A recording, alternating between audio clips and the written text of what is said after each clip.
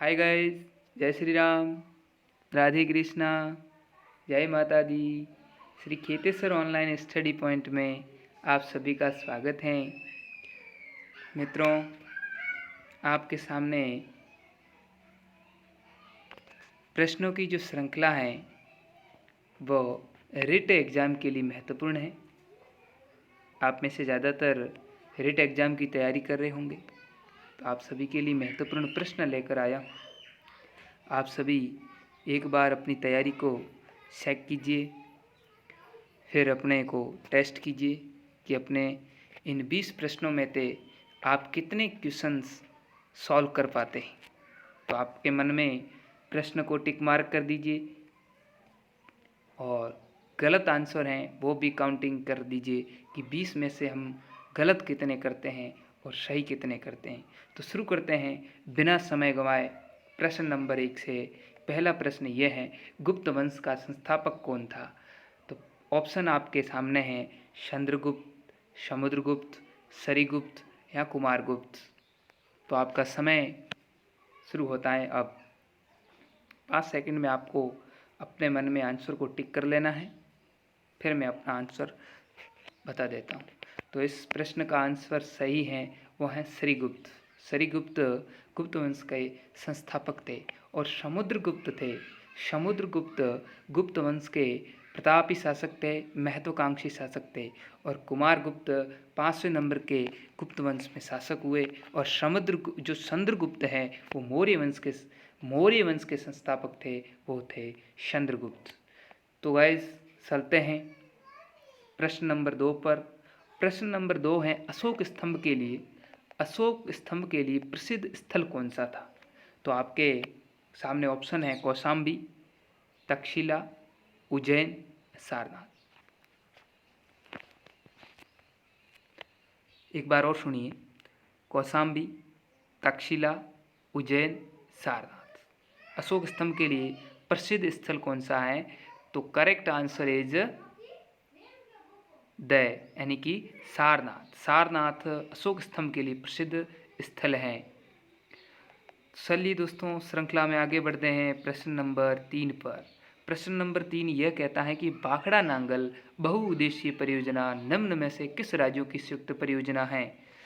तो आपके ऑप्शन हैं पंजाब व हरियाणा, पंजाब हरियाणा राजस्थान, पंजाब हरियाणा राजस्थान हिमाचल प्रदेश, पंजाब व हिमाचल प्रदेश।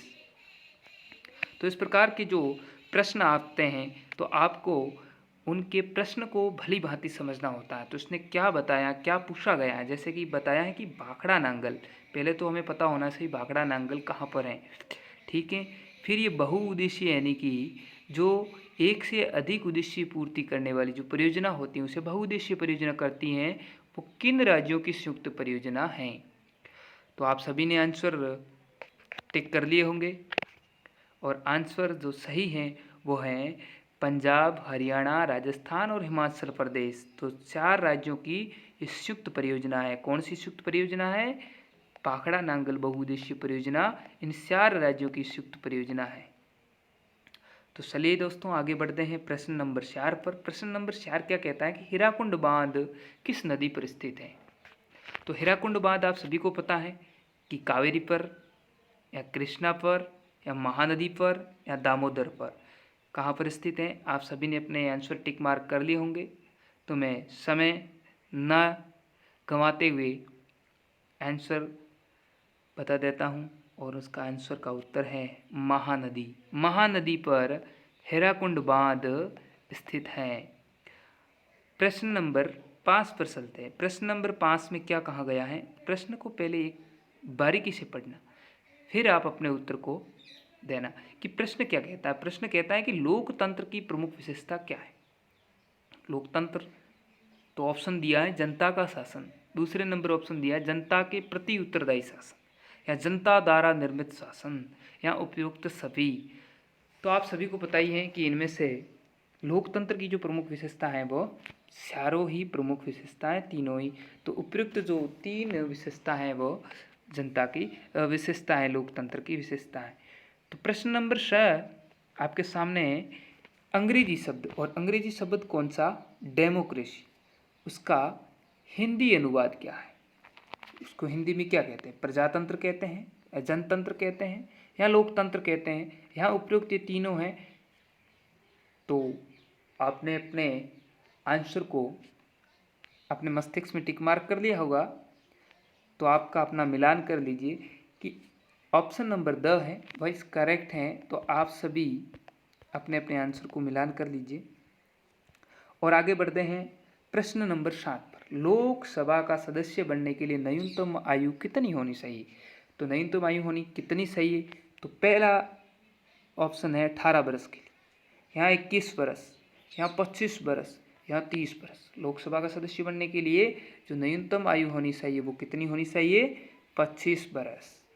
और जो 30 वर्ष हैं वो लोकसभा नहीं राज्यसभा का सदस्य बनना है। हमें राज्यसभा का सदस्य बनना है तो हमें कितनी आयु चाहिए? 30 वर्ष के लिए। तो दोस्तों हमने 7 प्रश्न सॉल्व कर लिए हैं और आगे बढ़ते हैं प्रश्न नंबर 8 पर। प्रश्न नंबर 8 क्या कहता है? केंद्रीय ग्रामीण स्वच्छता कार्यक्रम कब लागू किया गया? कब लागू किया गया? ऑप्शन आपके सामने है। ऑप्शन पहला है 1986 यानी कि 1986, या 1988, या 1999, या 2014। तो आप सभी अपने आंसर टिक करते होंगे साथ साथ में। और इसका सही आंसर है वो आंसर है यानी कि 1986, 1986। तो गाइस आगे बढ़ते हैं प्रश्न नंबर 9 पर। प्रश्न नंबर 9 क्या कह रहा है? सुनिए कि भारत में योजना आयोग की स्थापना कब की गई? योजना आयोग का अध्यक्ष कौन होता है? इसका आंसर क्या? योजना आयोग का अध्यक्ष कौन होता है? पहला तो ये है कि प्रधानमंत्री होता है वो योजना आयोग का अध्यक्ष होता है।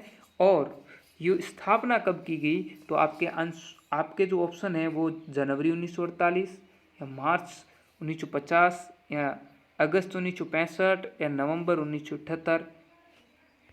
तो करेक्ट आंसर इज, जिस भी बंधु ने ऑप्शन नंबर ब बताया है उसका करेक्ट है, सही है। तो प्रश्न नंबर 10 क्या कह रहा है कि टेलीफोन का आविष्कार किसने किया था? ऑप्शन आपके सामने है। ए मार्कोनी, ब मैकडम, से ग्राहम बेल, द रिचर्ड आर्कराइट।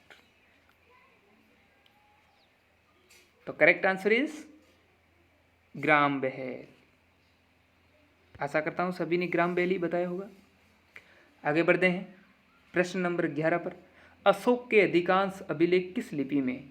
अशोक के अधिकांश यानी कि ज़्यादातर अभिलेख किस लिपि में है? संस्कृत में है, पाली में है, हिंदी में है, या ब्राह्मी में है? किस में है? बताइए बताइए, जल्दी बताइए। इसका आंसर राइट होगा ब्राह्मी लिपि। ब्राह्मी लिपि में अशोक के ज़्यादातर अभिलेख मिलते हैं। प्रश्न नंबर 12 की ओर बढ़ते हैं कि औद्योगिक क्रांति सर्वप्रथम किस देश में हुई? सभी को पता ही होगा। फ्रांस में हुई, जर्मनी में हुई, ऑस्ट्रिया में हुई, या इंग्लैंड में हुई? तो आप सभी अपने आंसर को कमेंट कीजिए। France, Germany, Austria, England. तो ऑप्शन करेक्ट कौन सा है? इंग्लैंड। इंग्लैंड में सूती वस्त्र उद्योग से ये क्रांति शुरू हुई थी और सबसे पहले क्रांति की शुरुआत भी इंग्लैंड से हुई थी। तो गाइस पढ़ते हैं प्रश्न नंबर 13 की ओर। 13 प्रश्न क्या कह रहा है? राज्यसभा का पदेन सभापति कौन होता है? बहुत सरल सा लड्डू सा क्वेश्चन है और इसका आंसर होगा वो आपको बताना है। आपका ऑप्शन सामने है, राष्ट्रपति, उपराष्ट्रपति, प्रधानमंत्री, या गृह मंत्री। तो आपका ऑप्शन होगा वो करेक्ट होगा वो ऑप्शन नंबर बे। ये तो बहुत सरल क्वेश्चन था आपके सामने।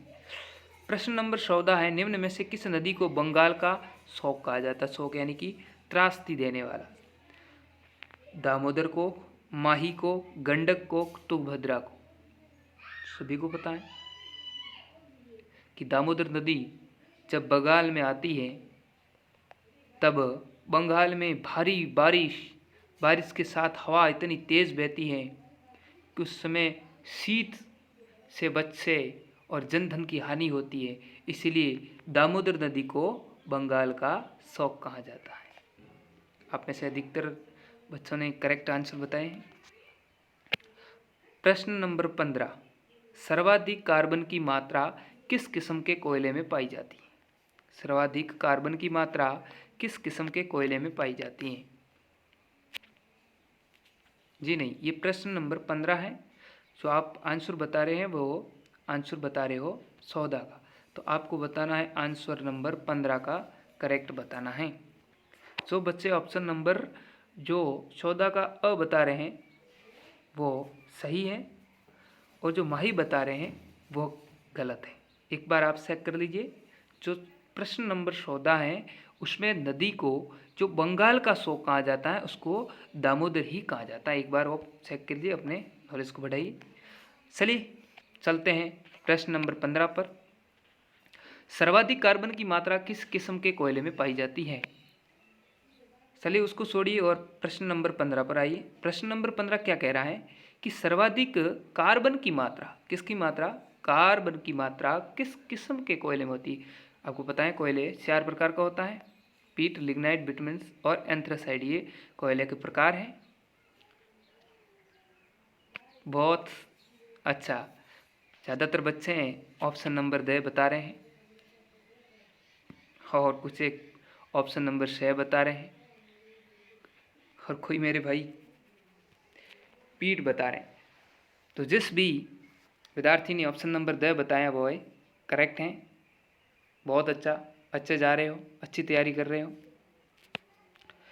तो ऑप्शन नंबर 2 करेक्ट आंसर है कि एंथ्रासाइड कोयले में कार्बन की मात्रा बहुत अधिक होती है।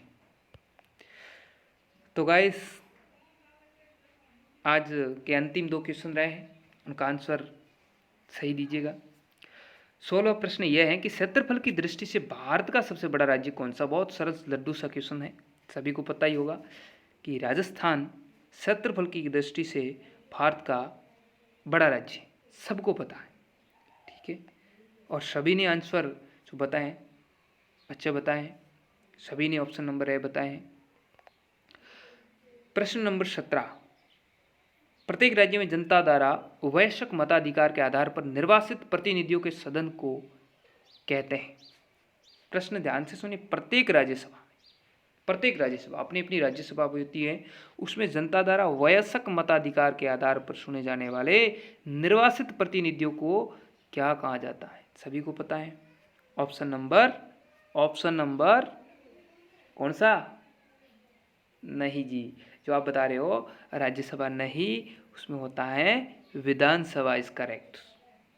ठीक है गाइस, तो आज इतना ही, फिर कल आएंगे इसी टाइम आप जुड़िए और हमारे साथ रीट के प्रश्नों का टेस्ट कीजिए। आप कितने सही कर रहे हो, कितने गलत कर रहे हो, आप अपने अपने कमेंट में अपने नाम के साथ बताइए। देखिए कि आपके प्रश्न कितने सही हो रहे हैं और कितने गलत हो रहे हैं। आप सभी से निवेदन है गाइस कि मेरे चैनल को सब्सक्राइब कीजिए। इस प्रकार से बहुत अच्छे से प्रश्न आपके सामने लेकर आऊँगा। जय हिंद, जय श्री राम, राधे कृष्णा, जय माता दी।